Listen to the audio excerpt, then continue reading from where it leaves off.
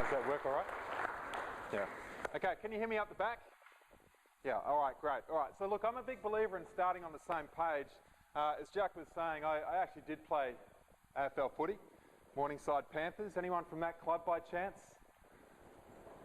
You were? Really? Yep. Wow, this time. So yeah, I credit my days in AFL as a youngster, you know, learning some discipline, learning how to train hard really. And to a large degree, one of the benefits that I got out of that is when I started rowing, I actually had a pretty good base level of fitness.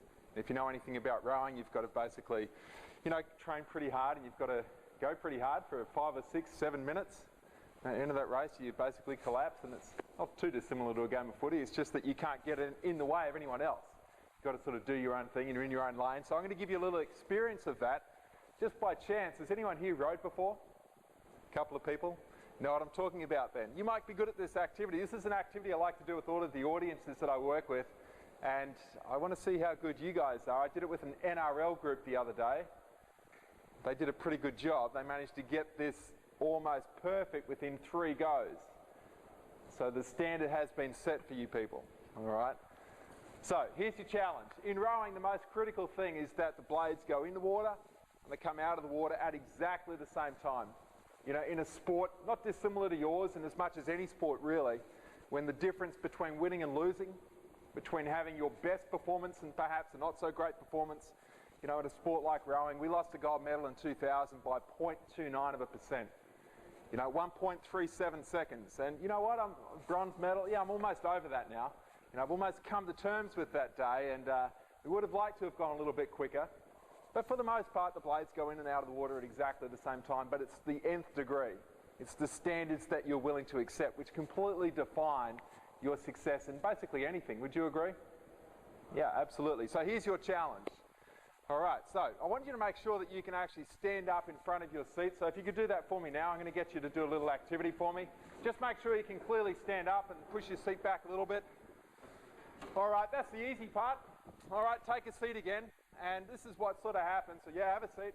This is what happens. If you line up at the Olympics or any big World Championship regatta or Australian Championships, you back your boat down into a little holding pontoon, and there's a person at the end of it who holds onto the stern of your boat.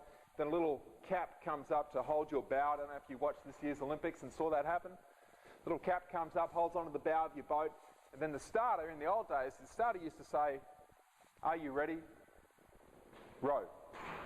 And when they'd say, "Are you ready?" that's a rhetorical question. You don't actually answer that. They're going to assume that you're ready. They've got a line. Everyone's perfectly lined up. Today you just see 2 discs. You see an orange disc. That pops up. And then the next moment you see a green disc. When the green disc pops up, little bow holder drops down and the crews start racing for the finish line. Today what we're going to do with you people is when I say, "Are you ready?" I'm going to assume that you are. If you're not, put your hand up and tell me. All right? But I'm going to say, "Are you ready?" And I'm going to say, "Row." I want you to stand up and clap above your head, and we'll see how good your timing is between everyone.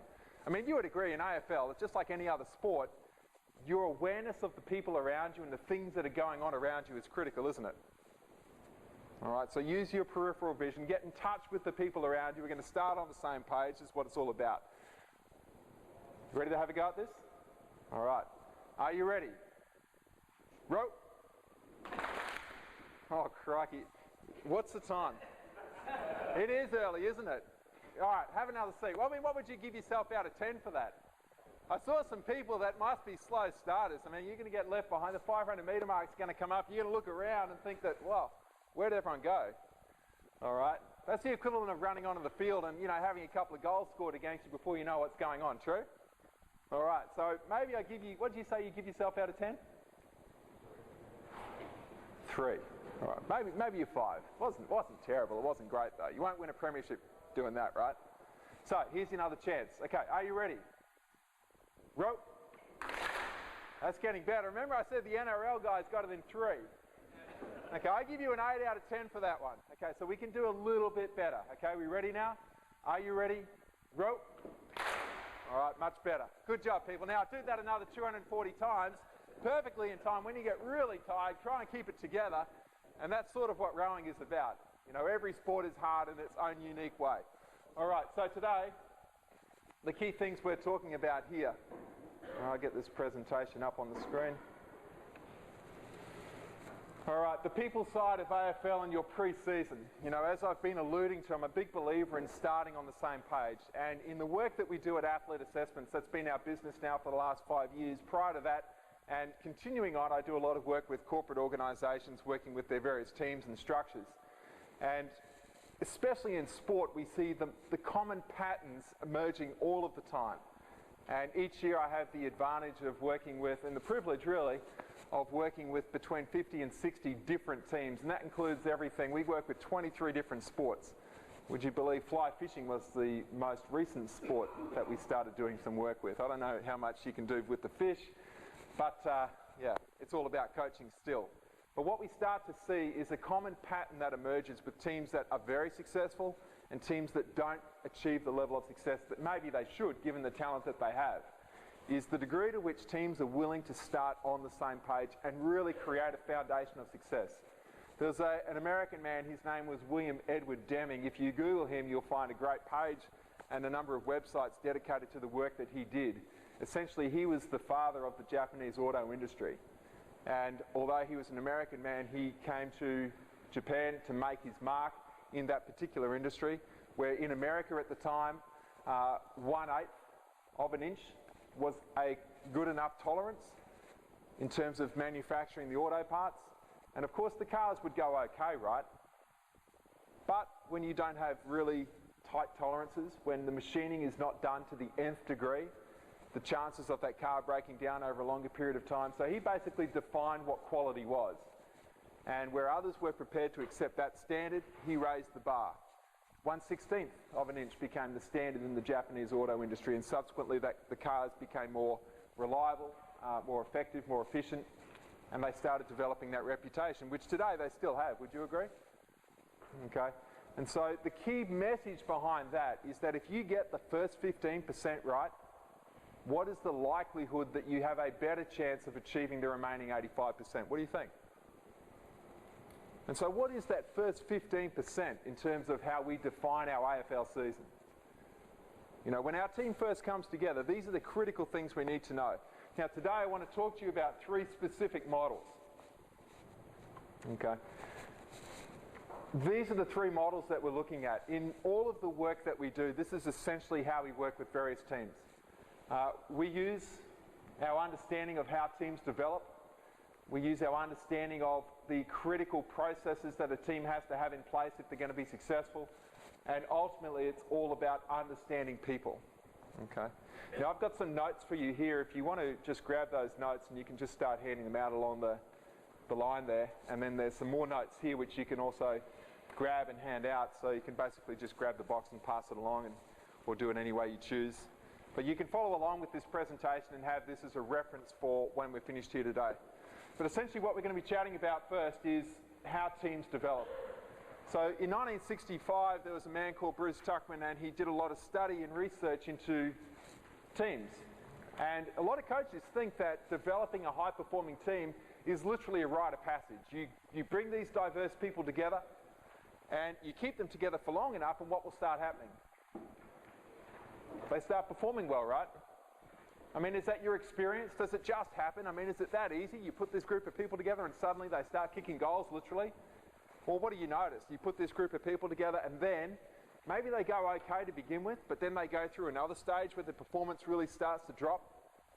And then if you can, as a coach, bring it all back together and create a level of alignment, maybe they start to perform a little bit better until they get to a stage where they're really, really doing a phenomenal job. And there are the teams that win.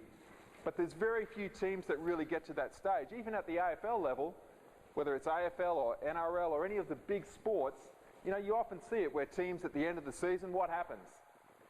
At the end of the season, they don't get what they want, and then suddenly it's in the paper, it's in all the news, there's arguments between coaches and players, coaches are getting sacked, players are getting kicked out, and it's really a reflection of that team is still at a very, very developmental stage of their performance agenda, if you like, of that time frame.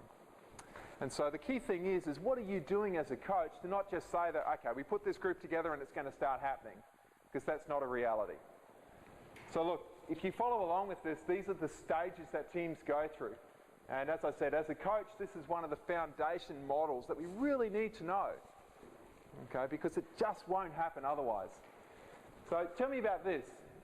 The first stage that teams go through is when they first come together. Now tell me some of the behaviours that you notice when teams first come together. Maybe it's in the pre-season, and a lot of teams are starting their pre-season right now. How are the athletes usually feeling? Would you say enthusiastic? Maybe a little bit nervous, maybe a bit apprehensive? One of the qualities that you notice, if you were to sum it all up, is this.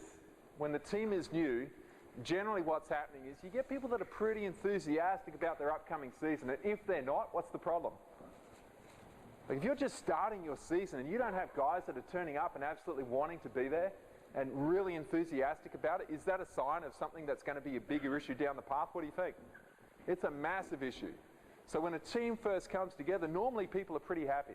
You know, they're enthusiastic, they may be a bit nervous, they might be a bit anxious about some of the new team members, getting to understand and get to know people. But we refer to this team as being fairly adaptive to each other. And have you noticed that people don't show what we call their true colours? You know, people are on their best behaviour. And as you can see some of the little cartoons here, you know, it's all about good manners, people are listening, people are making what we call adaptations for other people. They're not wanting to step on people's toes. Anyone familiar with this stage? And what would you say, if you were to put them out and play a game of footy at that point in time, would they play well? Not really, right? I mean, they might go okay because they're enthusiastic, but your structures, your strategies, your tactics, the roles that people are going to play, they're largely undefined. And so the team doesn't really achieve great goals at that point. Okay, so what generally happens if you have a look at these, this is all in your notes. The key thing is, what do we do as a coach during this stage? I mean, it's a team, just like I said, if you just think that it's going to evolve into a high-performing team, it's just not a reality. It doesn't happen. Okay, so what do we do as a coach? At this stage, the team is going to be highly dependent upon our direction, our guidance, us giving a clear framework of behaviours. You know, what do you do in your pre-season to establish this? You know, I know in AFL they talk a lot about your trademark. You know, we're going to show you a model that we use, but you need to talk about your goals. You need to talk about, well, what are your values? What's going to be important? What's going to be the identity that's going to define your team? Okay, and then it's about getting, like I said before, it's about getting people on the same page with this. Does that sort of follow? Okay, but like I said to you before, I'm amazed at how many coaches, and we literally work with thousands of coaches now. I'm amazed at how many coaches, probably 80% of the coaches will do no preparatory work in order to establish a solid foundation before they just begin. And even if you've had a team from the previous year, you know, I had the experience of a rowing crew that I was in. We didn't even change crew members, but we changed roles within the boat. And we had to recommence, we had to restart, because when people's roles change, the entire dynamic of the team changes as well. So if you're sifting through a couple of different team members each year, you've got people coming and you've got people going, you have to think of it as a rebuilding phase. And you have to go through this whole process, because what we're really talking about here is an opportunity which comes only once to establish the type of culture that you want in order to be successful. Now you think about some great teams in the AFL, especially in recent times. You've got teams like Geelong, you've got the Sydney Swans, who are probably the most significant role models for a team which has really defined their identity in a really strong and powerful way, right? To the point where they only recruit people that are going to fit that specific identity. But still, they go through that process every single year where they redefine it and they reshape it. They make sure that once again everyone is on board with that. Okay, now, as it says here, some of the key things, even if you establish all of these guidelines and behaviours, as it says, okay, some of the behavioural guidelines can be ignored. Players will step outside of that. So what is your role as a coach at this stage? What if players do step outside the guidelines? What do you do? This is when we look at behavioural profiling, and later on we're going to show you a basic model for that. If you're the type of coach who's fairly conflict averse, if you favour harmony, if you think it's just all about getting along and being great friends, and maybe you don't discipline those athletes that step outside of that framework, what starts to happen? It breaks down. It absolutely breaks down. You know, it doesn't matter how much work you do in this particular phase, if you're not willing to step up and actually keep people accountable for these roles and behaviours based on their values that you've already established, your team is destined to not perform at its best. Okay, now, I'm sure you've seen it. You've probably been associated with teams where this has happened. You may have learnt these lessons yourself. We see it every single year with most of the teams that we work with. And then once people and coaches learn these models and structures, they have an opportunity to start the season in the right way. Okay, so it's all about a foundation. Now, once you're through that forming stage, and how long, by the way, would that take? How long would it take to actually get through that forming stage? Fact is that it's dependent upon how long the team has been together previously. Like, do you have an established culture like the Swans or Geelong already? I mean, a lot of the clubs do have a pretty strongly established culture. So that's a factor in it. The number of people that you have that are potentially new. You know, even depending upon your sport, I know you're AFL, but depending upon your sport, if you have a lot of people, that's going to make your job just a little bit harder. And when I look at you guys, I compare it to rowing. I mean, I spoke about a crew that I was in 2000. There was only 4 of us, plus a coach. I mean, there's 5 people. That's not a lot of different relationships. How many you got on your list?